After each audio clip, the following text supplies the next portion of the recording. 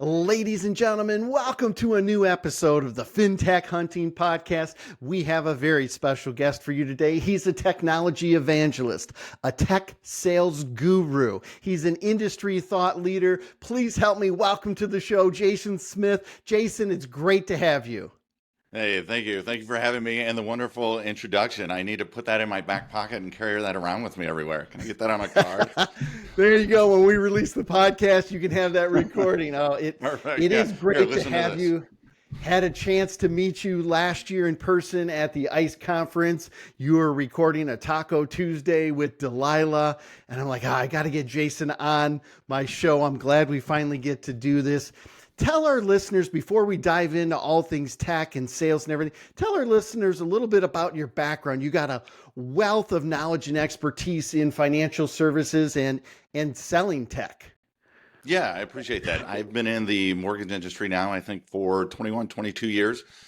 Started out way back in the day as an originator with handwritten 1003s, and I tell the joke, one computer in the entire office that no one except for the head processor was allowed to touch. But from there, I worked for a few lenders as an account executive, but then you fast forward after a stint at a very large bank in their at a fulfillment site, I jumped into the technology side. And it was really interesting because at first I have a running joke that I always tell. It's, my first couple months I worked there, I couldn't realize why they hired me outside of Jason is awesome, because I wasn't a tech guy at all. But what I knew was the end user and everyone in between. And I think that really helped quite a bit. And I've worked for several large companies, a few that are no longer around, but I've been in the technology space from Black Knight through a few point of sale companies, as well as marketing and various things like that. But it's been fun. I love the technology side because it's something that our industry has desperately needed and has yet to fully embrace, which is why I love your podcast as well. Well, thank you. We're going to dive into a lot of those things. The first thing, it made me chuckle when you said, there was only one computer in your office. When I got started in the industry, only people on the management team had access to the internet. Wow. And I say that and people can't even fathom that. And they kind of look at me and I'm like, yeah, I'm kind of dating myself. But so when you said there was only one computer, I can definitely relate to that. So let's talk about tech. I know you have a love for tech. You've been on both sides of it. And that's definitely why I wanted to have this conversation. You've been on the lending side and where can tech help? You've been on the vendor side. So where do you see some of the areas that tech can have the greatest impact in today's market? Yeah, I think there's a couple different areas that have yet to just kind of get hold and people really embrace that. I would be remiss if I didn't say something about on the closing side of things with e-closing. It's really funny. I go to a lot of events, and if I hear a round table and somebody goes, they go, this is going to be our year for ear closing. But as a guy who closed a mortgage 2 years ago, and it was the first time in 10 years, everything had changed except for the closing process for me in particular. But I think there's a lot of opportunity there for efficiencies. It's a very generic word that's used when it comes to technology. But at the end of the day, even something as far as machine learning or AI, which are those sort of big technology gorillas in the room, really what they are it's like having 1,000 really, really good assistants working on whatever it is you need and doing it instantly.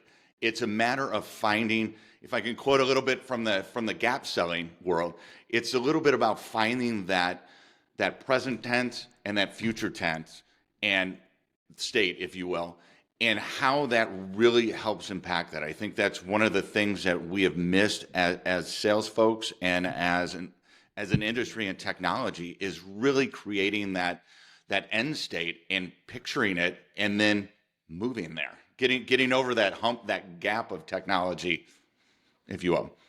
Yeah, and I think that's so critical, and as we look at the technology, there's been a ton of technology rolled out over the last 10, 20 years, and the cost to originate a loan has just continued to go up, which to me just baffles my mind of, you would think that with this technology, we'd be better, faster, quicker, smarter to originate a loan. we would be able to pull direct data sources and not have so many manual steps, but we're not quite there yet. I know, I mean, people talk about the digital mortgage, and I could go back and pull people's articles from 15 years ago about the e-mortgage. And if I just change the word e-mortgage to digital, it'd be the same shit people are telling us today. So for me, it's a little frustrating because I've been on both sides. I've been selling it. I get frustrated because I think lenders focus on, what do I need right here and now? And so when the market was booming a couple of years ago, yeah, they were looking at some point of sale tools. They were looking at things that would help the customer experience, and they didn't really worry about the back end. They just threw more bodies at it. And then the market gets tough. What do? They start slashing bodies. They start cutting, and they're like, oh my God, I got all this technology I'm paying for. I don't even know how to use all of it. And there's very low user adoption. Yeah, that's a great point. And I think there are two sides of the conversation. And the first one, it really, when I was reading an article today about, I think it's Instacart that is IPOing, and they were valued at something like $39 billion in 2020. And now they're valued at, given what their initial offer price is per share, they're valuing them about $10 billion.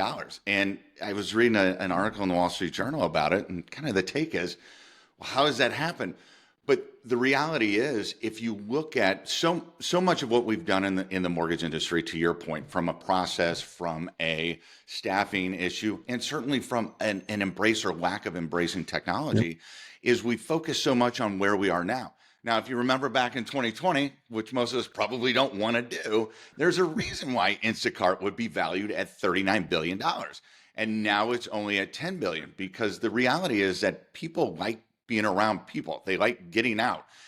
And when we're not forecasting for not only what the norm is and slightly adjusting for what's going on right now, but more importantly, always planning for the future, we're always going to be chasing our tails. And a real quick story I like to tell from the adoption standpoint is when I first started at Bank of America 14, 15 years ago, I remember sitting down and there were two monitors. And I was like, what the hell? I don't need two monitors. I'm a one monitor genius. I've been doing this since a Tandy 386 computer back in high school. About 2 weeks later, I would threaten violence, physical violence to somebody if they tried to take away my second monitor. And I think the reality is that we have to do those two things. We have to be looking towards the future and planning ahead accordingly, and also be willing to embrace those changes and get ourselves past that gap, if you will, because that new reality, that forward spot is so awesome. And as somebody that uses, I still have two monitors for my home office, and I almost cry when I go virtually somewhere else, and I'm like, how am I supposed to do anything on this little Mac screen? Right, this little, laptop. I'm like, oh crap, and you're trying to drag documents, and you open it up, and you're like, I can't even read it. It's not big enough. Leaning in, like, where'd it go? Exactly. Yeah. Well, as we talk about tech and we talk about the industry, I think we can both agree there needs to be greater adoption. And I think lenders have to embrace technology, but they've got to do it smart, and they've got to do it strategically, because some people have just bought technology to buy technology. I think in the heyday, they were buying up companies. So you hear companies say, well, we have 3 or 4 LOSs and 2 or 3 point of sales and a couple CRMs. Well, that's not efficient either. So they've got to learn how to pull those together. But I want to get into it. You're an expert at selling and selling technology and selling technology into the mortgage space. A lot of vendors are struggling right now. I think their biggest competitor is status quo. How do vendors address that, and how do they compete with status quo? Not one of their competitors, not someone else coming up with this new shiny thing, but with the lenders just kind of sitting on the fence saying, I'll take a demo. I'm really not going to pull the trigger, and I'm not going to sign on the dotted line. Any advice or strategies there?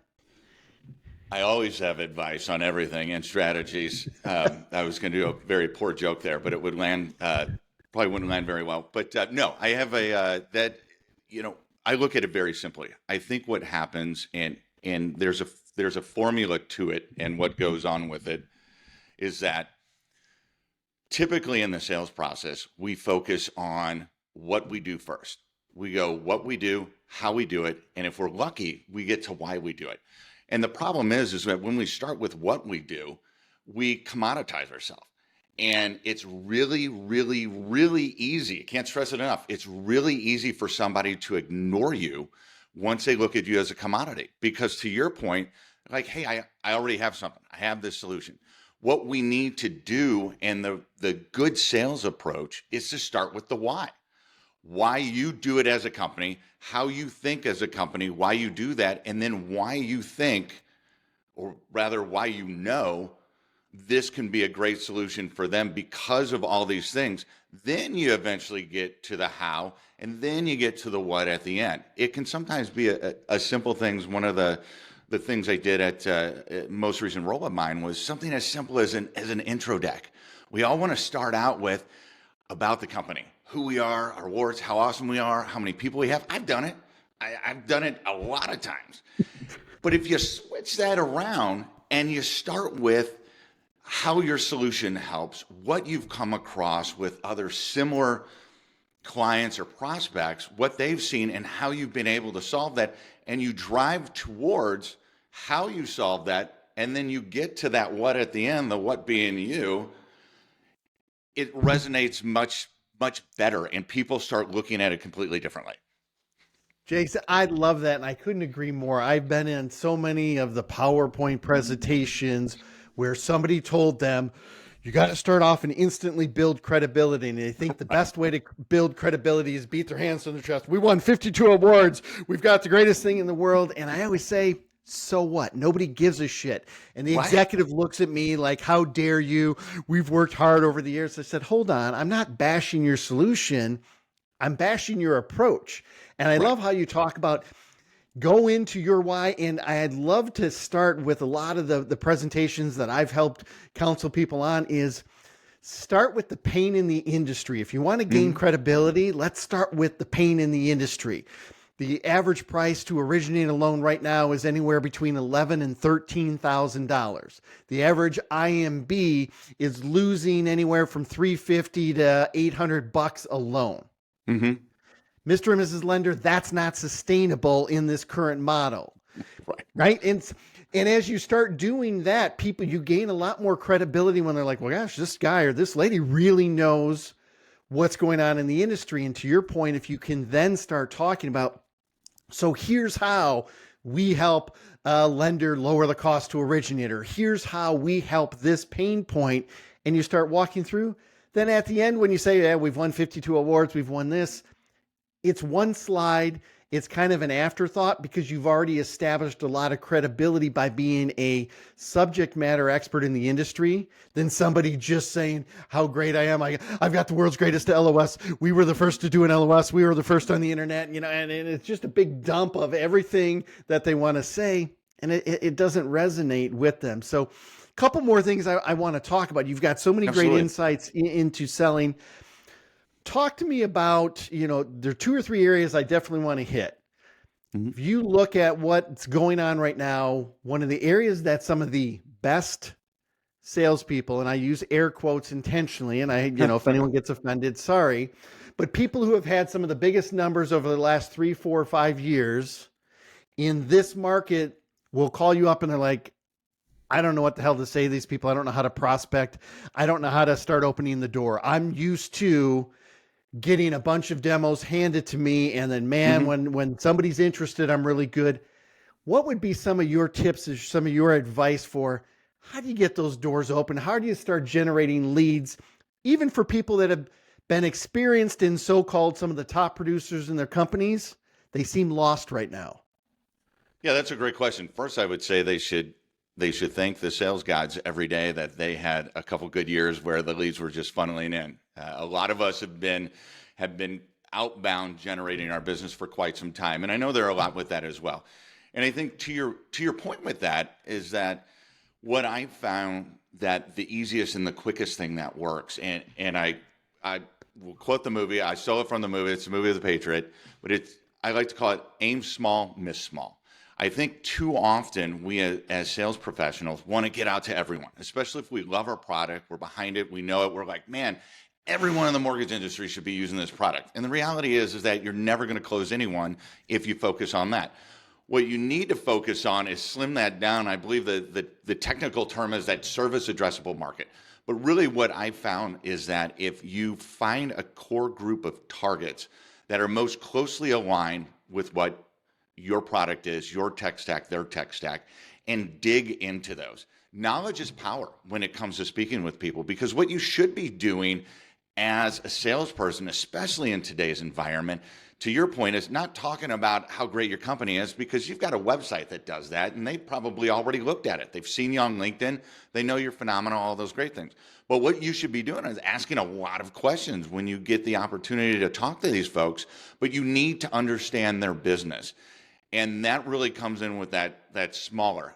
I like to say that I spend, when it comes to originating new business, I spend about 90% of my time on those smaller targets. I like to have what I call a hit list, which is where I pick, depending on what my service addressable market is.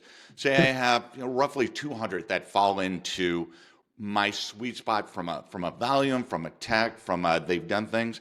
I want to narrow that down to my top 30 list. And that top 30 list is going to be a very fluid list. As I lose them, as I move them, whatever the case may be, I'm going to move them out of that 200. But 90% of my time I'm going to spend on that top 30 list. I'm going to find out everything I know about them. I'm going to look for changes in their leadership, because that usually means they're looking for a new direction. I'm going to look for things out in the market, how they're responding, if there are any articles. Because when I reach out to those folks, rather than just some blanket email that I'm sending to 1,200 people, I want to specifically target them with information that's going to be prevalent to them, because people are selfish. They're selfish with their time, they're selfish with their conversations, and they're absolutely selfish with their business and their money. So if you're not bringing value instantly and every time you communicate with them, and you talked about that the other day, you're losing out. And I think that's where the problem is, especially when folks struggle so much, is they want to hit, they're like, man, I have 5,000 connections. I need to hit them all. No, what you need to do is focus on a core group, and you need to dig in, and you need to target at least 4 to 6 contacts. I think I just read a stat recently. It takes, on average in a corporation, 6.2 yeses to make a decision. It's no longer just that one person. Yep. So you can throw all that old coordination thing out. But I think if we focus on that, you'll find that your time is much more well spent, and you're actually getting conversations that mean something. Well, you brought up so many good points. I hope people are taking notes. They're going to go back. They're going to listen to this. I think part of what you said, one of the other areas that people really struggle with is asking the questions. They really don't know how to do good discovery. And some of that is, to your point, they don't take the time to truly understand that other person's business. They're more focused on what they need to get done. I got to fill my pipeline. I got to meet quota. I got to get another deal, instead of really understanding. So how do you go about, or how do you teach your team members to do a good discovery, how to ask good and insightful questions so that you get the information you need? But to what both of us have talked about is, how do you add value in that process? Yeah, 100%. I think the biggest thing is to not take their answer at face value. I heard a really good analogy about it, and it said, my car won't start. Well, typically when your car won't start, there's at least 3 things that could be causing that, 3 underlying issues. It could be the battery's dead, the starter's out, the alternator's bad. If you just hear somebody say, my car won't start, and you assume you know why, you're losing out on where the real pain point is and how you can actually show how you can solve that. So the key is in these discovery calls, and to your point, I think people are used to just, unfortunately, getting kind of a menu list of items. I don't think they're doing true discovery calls as they are to make sure this is worth their time. It's that old, what's the acronym, the BART, the BORT, the something like that. Anyway, where it's, do they have the budget? Am I talking to the right person? Blah, blah, blah, blah, blah. But that's all focused on you. And to your point earlier, no one gives a crap about you or your company until you can show them you can solve their problem and put them in a better place. And so the key is to ask those questions. If somebody says, hey, let's use my car won't start. Okay, great. That's terrible here. Tell me more. When did you first experience that? Where were you at? what was going on. And they go, oh yeah, well, it was driving, the lights started flashing, things like that. Oh, okay. So when you parked and you got out for a couple minutes, you came back, did it start up? Well, no. And then you can start drilling down. We almost have to think of like either a mechanic or a doctor, because if you walk into a doctor's office and you're like, hey doctor, my head hurts. The doctor's not going to go, why didn't you just take a couple ibuprofen and save yourself? Right. Or you need a craniotomy and we're going to do something. I mean, right. She is going to dig in and ask more questions. And I think, and I have 100% have fallen victim to it in the past. I like to remind people that everything I know now are things I've learned from other people, from books, and from mistakes. The key is to not be afraid to dig in and really get at the root of the problem and not take that surface level question. That surface level answer, if you think like a doctor and somebody's come into the office and said, my head hurts, you wouldn't just assume you know why. You should never do that with your prospects as well. And the reality is that that's where the close begins. The close isn't at the end when they're ready to sign on the dotted line, or you're going, well, I can shave $2 more off of each one of these. The close begins when they know you're there for them and there to help them and put them in a better place. And you can call that challenger sales. You can call that gap selling. I call it just being a darn good listener and knowing how to sell. Jason, so many good points here. We've only got a couple minutes left. I can't believe we've already talked this long. You're welcome back anytime. One of the other things that I think some of the salespeople, especially people that have been in the industry 5, 10, 15, 20 years, and they're kind of used to their methods, they haven't fully embraced digital, videos, social media, really learning how to leverage those tools. What are some of your tips, best practices for that as we start winding down? Yeah, I would say #get over it. Because the reality is that people love it. We love it. We respond to that more. I have been tweaking it myself. When it comes to social media, I am more likely to watch a 1.5, 2-minute video than I am to read a 60-second article that's written out. I think the key is, and a lot of people, I've said it for years, is that outside of my job, what I'm selling, I am a consumer in everything else that I do. So the more that we think as the person that's receiving our message or that we want to, quote, sell to, the more likely we are to do the right thing. And getting out there and embracing and be yourself. It's one of my favorite sayings ever is just be yourself. No one can ever say you're doing it wrong.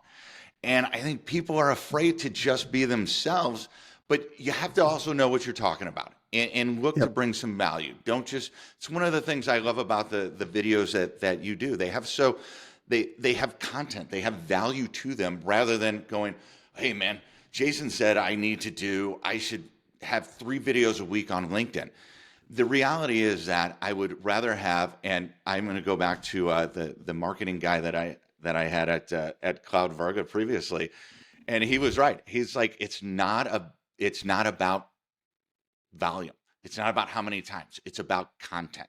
It's about getting value, creating value when you're out there, and just not being afraid to it. And once you do it, you'll do it. I've been freaking out the last 20 minutes before we got here. I have a 5-month-old beagle that was barking and howling. We got a microphone I couldn't think work. I look fuzzy on my screen, but it's like, you know what? Let's just grin. Let's do it and get it done and move on. Exactly. And it has been a wonderful conversation. Like I said, you are welcome back anytime.